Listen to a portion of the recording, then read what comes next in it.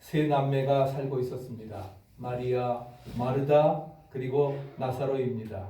부모가 일찍 돌아가셔서 그러나 예수님은 특별히 이 집을 자주 방문하셨고 사랑하셨습니다.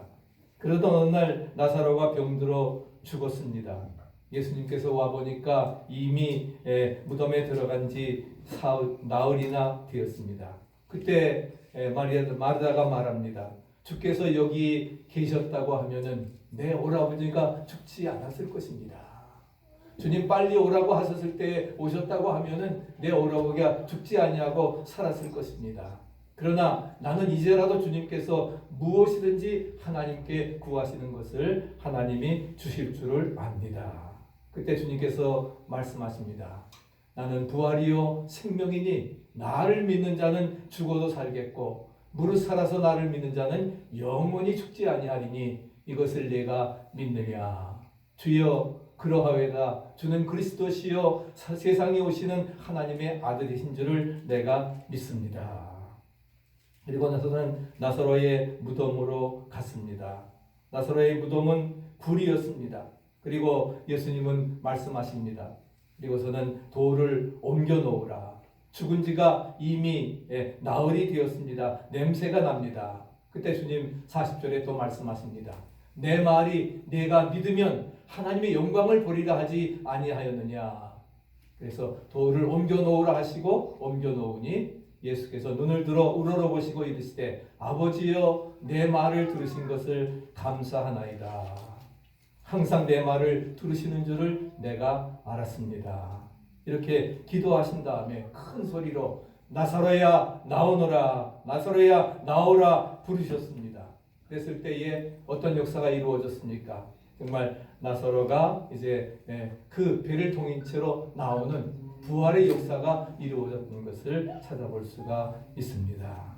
주님께서는 모두를 향해서 풀어 놓아 다니게 하라 말씀을 하십니다.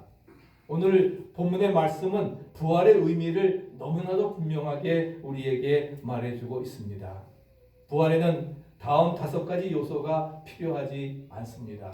첫째, 부활에는 말이 필요 없습니다. 말이 필요 없습니다. 나사로는 성경 전체의 사람 가운데 가장 희귀한 체험을 했던 사람이지요. 요나는 고레배 속에 들어가서 3일 있었습니다. 소화되지 아니하고 살아난 사람이지요. 다니엘은 사자굴 속에 들어갔지만 천사가 사자의 입을 붙들고 있어서 죽지 않는 그런 놀라운 체험을 했습니다. 엘리야는 천사가 날라다 준 양식을 먹고 40일간 호렙산으로 걸어가는 체험을 했습니다. 그러나 나사로는 죽었다가 썩은 시체가 되었지만은 다시 살아나는 그런 희귀한 체험을 하게 되었습니다. 그런데 성경에 보면은 나사로가 한 말은 한 말도 기록되어져 있지 않습니다. 유명한 나사로가 정말 나흘 만에 썩어가던 그 나사로가 나흘 만에 부활해서 살아났는데 무슨 말을 하였는지 전혀 기록이 없다는 사실입니다. 이 다음에 우리가 부활의 몸으로 다시 만나고 나면 마찬가지 우리도 한동안 말이 없을 것입니다. 그저 놀라기만 할 뿐이라 하는 것이죠. 크리스찬 센츄리지의 편집장인 마틴 목사님이 젊은 시절에 주일학교 교사로 일을 했습니다. 그때 이제 국민학교 엘리멘터리 3학년 반을 맡았는데 어느 부활 주일에 이제 어린 학생들에게 상자 속에 부활 주일에 새로운 생명을 상징하는 것을 부활을 상징하는 것을 넣어오라고 했습니다. 그래서 여기 사진에 띄운 것처럼 7명의 학생들이 각자 가지고 왔습니다. 예쁜 병아리를 그리고 우리 오늘 나눠드리겠지만은 이제 해피 이스터 우리 삶은 달걀에 그러한 것 또 이 아름답게 술을 놓아 가지고서 그 다음에는 화초들 또한 이렇게 가져온 또 장미꽃을 가져오면서 많은 사람들이 가지고 왔습니다.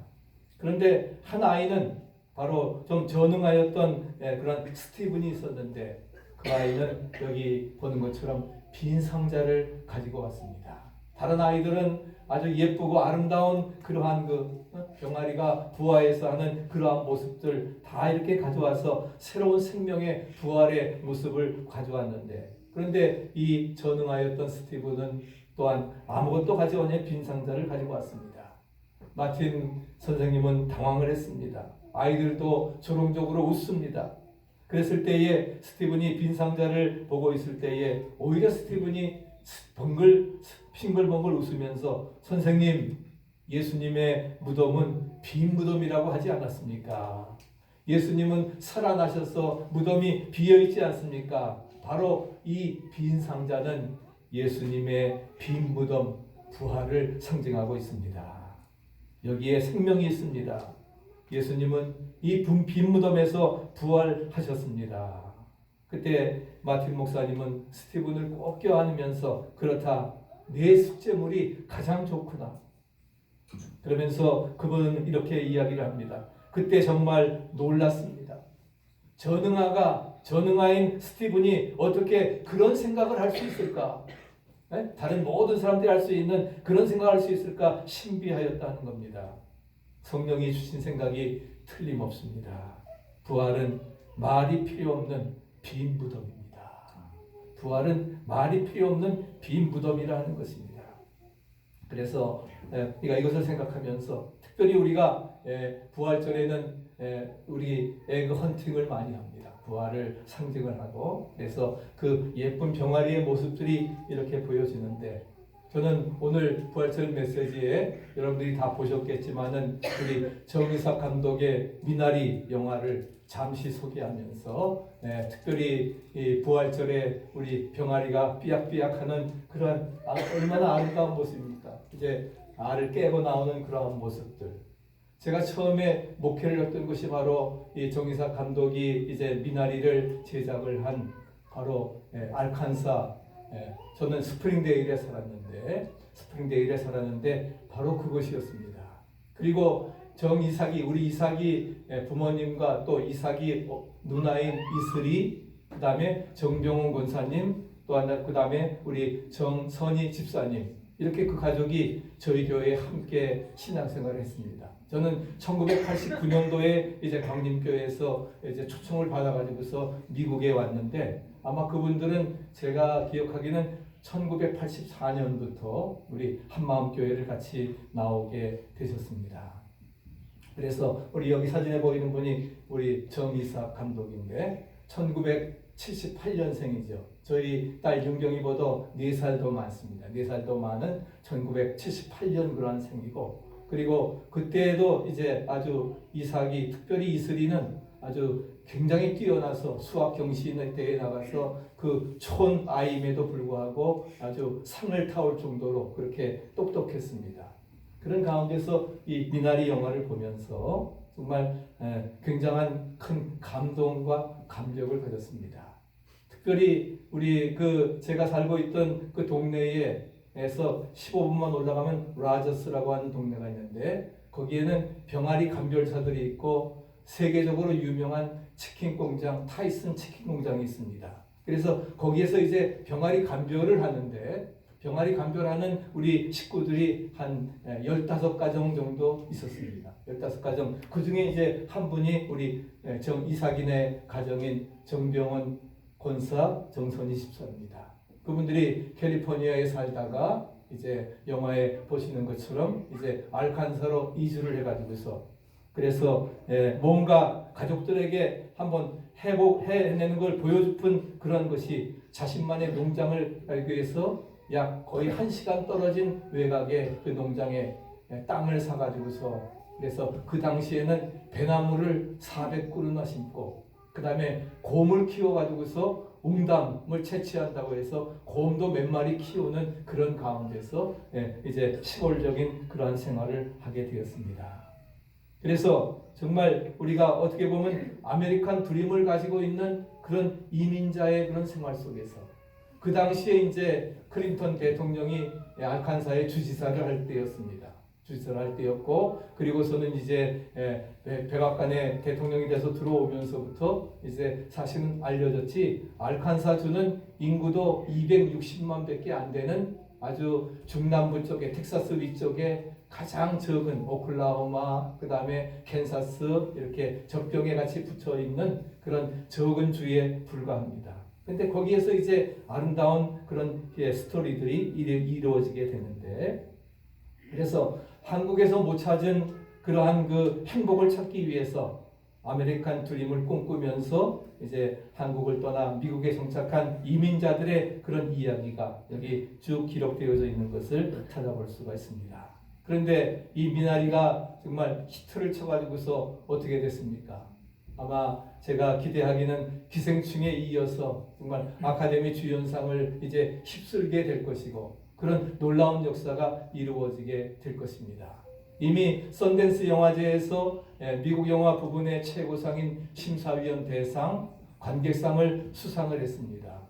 그리고 3월 3일에 이제 한국에서 대개봉이 돼가지고서 이제 쭉 이제 이루어지게 되었는데, 그래서 정말 이 영화를 저도 보면서 느낀 것은, 어떤 난관이 우리에게 다가선다 할지라도, 막아선다 할지라도 다시 힘을 주는, 다시 뛸 수 있도록, 다시 전진할 수 있도록 힘을 주는 가족이 있다. 이 가족 공동체의 중요성을 말씀을 하면서, 그래서 그렇기 때문에 다시 시작할 수 있는 기회와 힘이 생겨난다고 하는, 그래서 못마땅하지만 어떻게 보면 그 이삭이 데이빗이죠. 데이빗이 그 할머니 순자 우리 윤여정은 특별히 저희 누나하고 이화여고 동창입니다. 그리고 윤여정이 동생 여순이는 저하고 국민학교 동창입니다. 그렇게 우리 같은 동네에서 어렸을 때부터 살아왔는데, 바로 그 할머니가 못마땅하지만 그러나 할머니와 가족들이 전부 다 화해를 하고, 그러면서 정말 함께 할 수 있다고 하면은 새로 시작할 수 있다고 하는 희망으로 하루하루를 뿌리내리면서 살아가는 그런 가족의 특별한 여정이 시작되어지는 것을 우리가 찾아볼 수가 있습니다. 그리고 윤여정 순자는 계곡에다가 미나리를 심습니다. 미나리는 아주 어떤 땅에도 잘 자랄 수 있는 그런 그 식물입니다. 그래서 잘 자라면 쌈도 먹고 약으로도 먹고, 그래서 아메리칸 드림을 꿈꾸고 있는 이민자들에게 미나리는 정말 희망의 부활의 상징을 주고 있는 것입니다. 우리가 팬데믹의 어려운 상황 속에 또 다시금 2021년 부활주를 맞았습니다. 또 금년에는 저희가 40일 특별 기도회를 하면서 우리가 어떻게 해서든지 이 팬데믹을 이겨나가고 우리 삶 속에 새로운 부활과 소송과 회복의 역사가 이루어지도록 기도했던 것처럼 그런 역사들이 나타나기를 간절히 바랍니다. 그래서 이런 그 아름다운 역사들이 이번 이제 그 부활을 통해서, 그래서 우리 정기사 감독국이 또 있죠. 같이 출연진과 함께 이렇게 되어지면서 정말 저도 굉장히 참 뭉클해요. 그런 것이 바로 제가 처음에 목회를 했던 그런 곳에, 그리고 그때는 토요일 날 예배를 드렸습니다. 그래서 안식교회나 왜 토요일 날 예배를 드리냐 했는데, 그럴 수밖에 없는 상황이 바로 뭐예요? 그 간별사들이 주이고 모든, 그 다음에 알칸사 대학에 있는 교수들, 학생들이 이제 주로 교회 구성원인데, 이분들이 주일날 일을 다 합니다.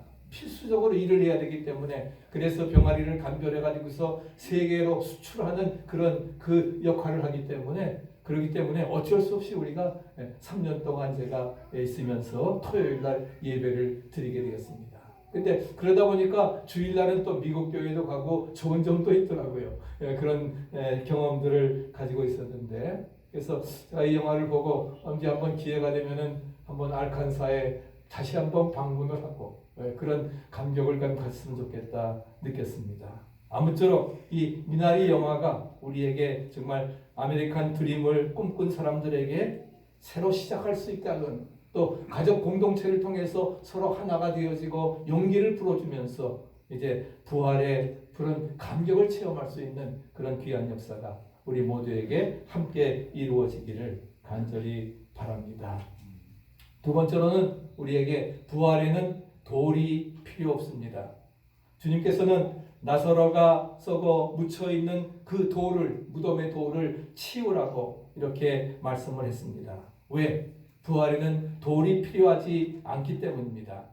이스라엘 사람들은 우리나라 사람들 같이 땅에 묻는 것이 아닙니다. 굴을 파고 그 속에 시체를 넣고 돌로 입구를 막습니다. 그래서 주님께서는 돌을 치우라고 말씀을 하고 있습니다.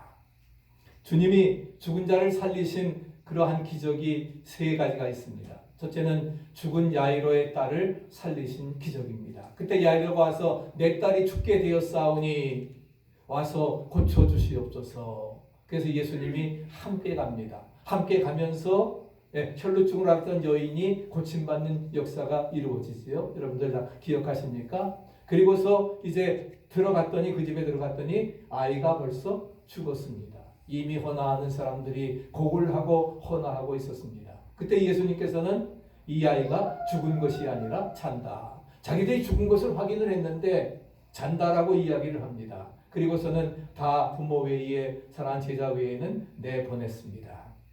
그리고는 달리 다금 소녀야 일어나라.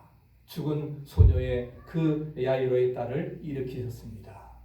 야이로의 딸을 살리신 기적은 죽어갈 때에 방금 죽었을 때에 살린 그러한 기적입니다. 두 번째는 나인성 과부의 죽은 아들을 살리십니다. 이것은 나인성에 예수님이 들어가셨을 때에 장례 행렬이 나옵니다. 온 동네 사람들이 애도하면서 나인성 과부의 죽은 아들을 장사 지내기 위해서 마을 밖으로 나갈 때에 만나게 됩니다. 이것은 이미 죽어가지고서 장사 지내려고 하는 그러한 시점입니다. 그럴 때에도 주님께서는 관에 손을 대시고 그를 일으키셨습니다. 그래서 그 과부에게 큰 기쁨을 주었습니다. 세 번째는 오늘 본문에 있는 말씀처럼 죽은 지 이미 나흘이 지나서 썩어져가는 나사로를 살리신 그러한 기적입니다. 그러니까 어떻게 보면 앞에 두 기적보다도 당장 죽은 것이 아니라 이제는 썩어져가는 그런 상태임에도 불구하고 주님께서는 저를 살리셨습니다. 이게 놀라운 능력인 줄로 믿습니다. 아멘. 그런 기적을 이루어 나가게 되었던 것입니다. 그래서 돌을 치우는 순간에 어떻게 보면 뭐예요? 정말 시체 떡는 냄새가 코를 찔렀을 것입니다. 그러나 그 어떤 것도 부활을 막을 수가 없습니다.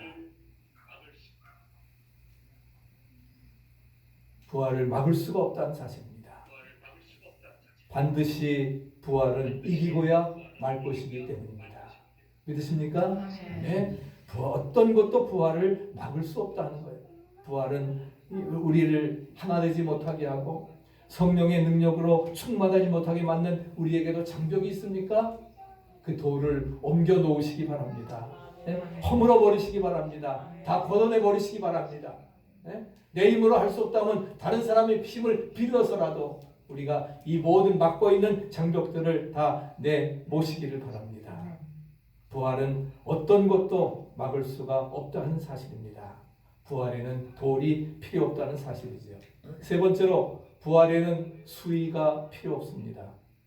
나사로가 무덤에서 부활하여 나올 때의 모습은 요한은 실제로 보고 생생하게 다음과 같이 기록을 하고 있습니다. 아마 예수님과 같이 갔었으니까 실제로 본 예수님 옆에 있는 요한일지도 모릅니다. 그래서 다음과 같이 기록을 하고 있습니다. 죽은 자가 44절 같이 한번 읽어보실까요? 죽은 자가 수족을 배로 동인체로 나오는데 그 얼굴은 수건에 쌓였더라. 예수께서 이르시되 풀어놓아 다니게 하라. 풀어놓아 다니게 하라 말씀하십니다. 이스라엘 사람들은 우리나라 사람과 같이 장례에 배를 썼습니다. 그러나 부활에는 배옷이 필요 없습니다. 수의가 필요하지 않습니다. 하나님 나라에는 예수 그리스도의 피 묻은 옷 성결의 세마포만 필요한 것임을 기억하시기 바랍니다. 그렇기 때문에 우리는 그런 그 모습을 가지고 모든 것들을 이루어 나가야 될 것입니다. 그래서 주님은 우리에게 분명히 말씀하고 계십니다. 유명한 그 철학자 킬케골이 인생을 이렇게 비유했습니다. 사형수들만 사는 감옥에서 한 사람 한 사람 형장으로 끌려가고 있었습니다. 사형수들은 이 모습을 쓸쓸히 바라보면서 자기 차례를 체념한 채 쳐다보고 있는 모습이 바로 인생이라고 이렇게 말을 했습니다. 인생이 바로 그것이라는 거예요. 이제 죽어가면서 모든 것들을 체념하는 그러한 상태라는 거예요. 그러나 부활한 사람에게는 그런 수위가 필요 없는 거죠. 체념할 필요가 없다는 사실을 우리에게 분명히 말씀하고 있습니다. 네 번째로 부활에는 눈물이 필요하지 않습니다. 나사로가 죽었을 때에 마리아는 울었습니다. 마르다는 통곡을 했습니다. 유대인들도 와서 함께 애통하여 심지어는 예수님도 우셨다 말씀을 하고 있습니다. 예수님이 우셨다고 하는 35절의 말씀은 원어로 다크리오라고 하는 말입니다. 다크리오라고 하는 말, 이것은 울었다고 하는 동사보다는 눈물이라고 하는 명사에 강조점이 있습니다. 다시 말하면 이 말은 뭐예요? 우는 소리 없이 눈물을 펑펑 흘려대는 것을 의미하고 있습니다. 그것이 바로 다크리오의 의미입니다. 예수님은 아픈 사람과 함께 울어주심을 믿으시기 바랍니다. 우리의 눈물을 그 눈에 씻겨주시고 울어주신다는 거예요. 예수님이 우신 기억이 나오지요. 바로 나사로의 무덤 앞에서 정말 펑펑 눈물을 흘리면서 우셨습니다.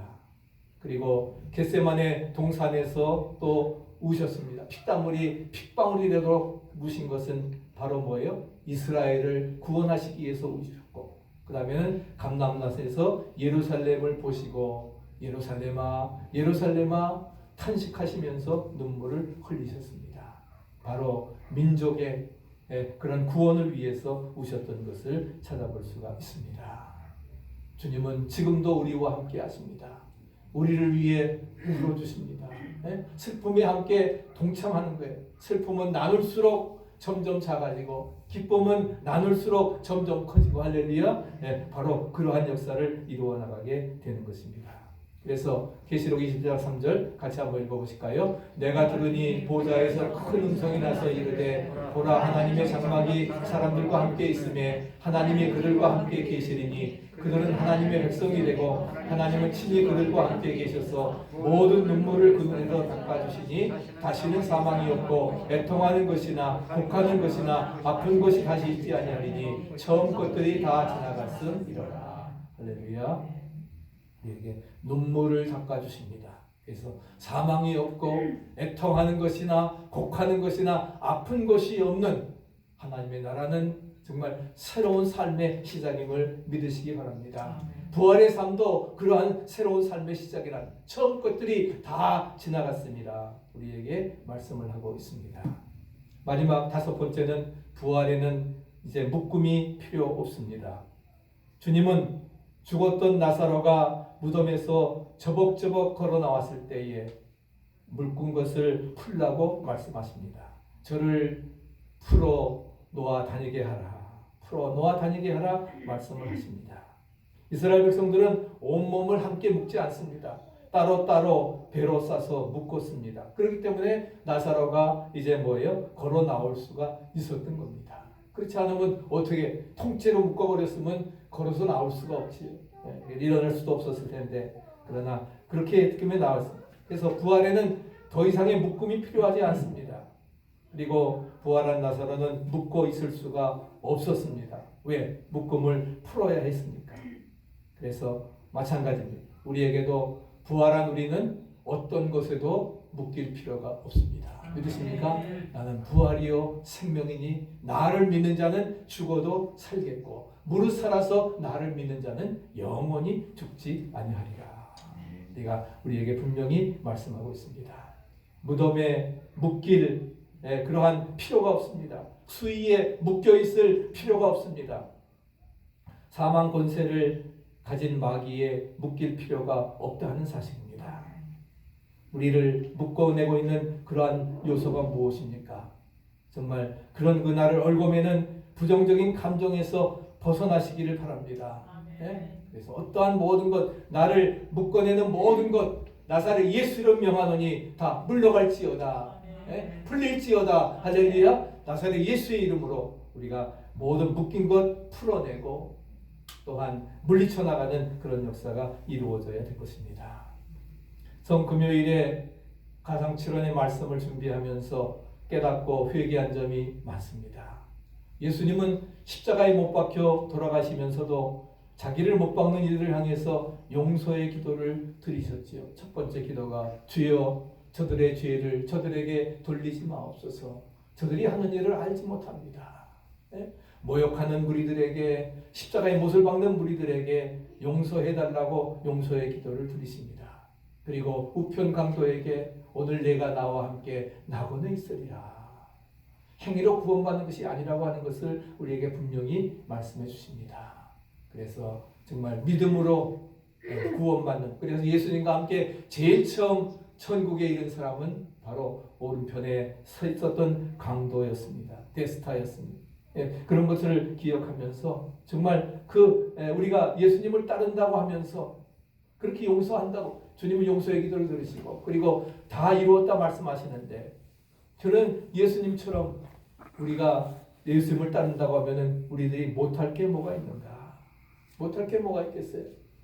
용서하지 못할 게 뭐가 있겠어요? 그런 용서를 내가 받았고 그런 사랑을 받았는데 다른 사람은 용서해도 저 사람은 내가 용서 못해. 그런 사람이 있습니까? 그 사람조차도 우리가 용서해야 되리라 믿습니다. 그것이 바로 예수님의 사랑을 받은 정말 영적 제자의 삶임을 우리는 기억할 수가 있습니다.